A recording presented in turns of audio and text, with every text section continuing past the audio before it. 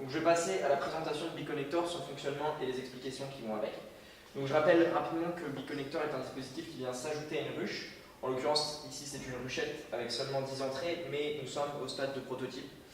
Faut savoir que BeeConnector se compose de deux capteurs, un capteur de masse et un capteur qui va permettre le comptage précis des abeilles, entrantes et sortantes de la ruche. Et les informations vont être envoyées sur un microcontrôleur.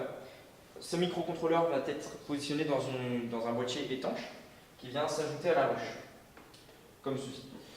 Nous avons dessiné une pièce et imprimée en 3D. Donc il faut savoir que c'est encore la pièce prototype, mais elle sera améliorée dans la version finale avec une protection par rapport à la pluie. Et cette pièce vient se positionner comme ceci. C'est en quelque sorte un sas.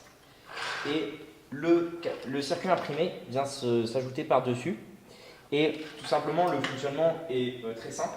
Il y a un capteur 1 et un capteur 2. Lorsque l'abeille déclenche le capteur 1 puis le capteur 2 en passant, eh bien c'est une entrée, et inversement, lorsqu'elle déclenche le capteur 2 puis le capteur 1, c'est une sortie. Grâce à cela, on peut compter précisément le nombre d'abeilles.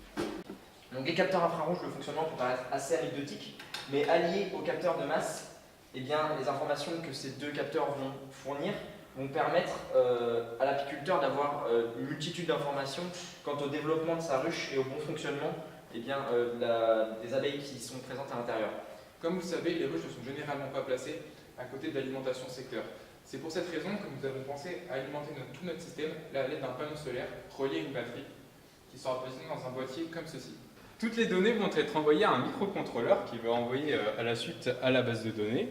Donc par exemple, ici, nous pouvons voir sur un écran que lorsque l'abeille passe, cela fait une entrée, et lorsqu'elle sort, cela compte aussi une sortie.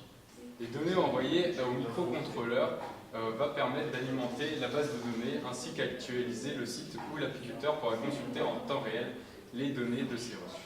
Il pourra aussi définir un seuil d'essaimage qui lui permettra d'être alerté en cas d'essaimage de ses ruches. N'importe quel scientifique pourra aussi consulter ces données-là en open data gratuitement. Maintenant, je vais vous montrer comment cela marche. Donc, je vais faire 3 sorties et 2 entrées.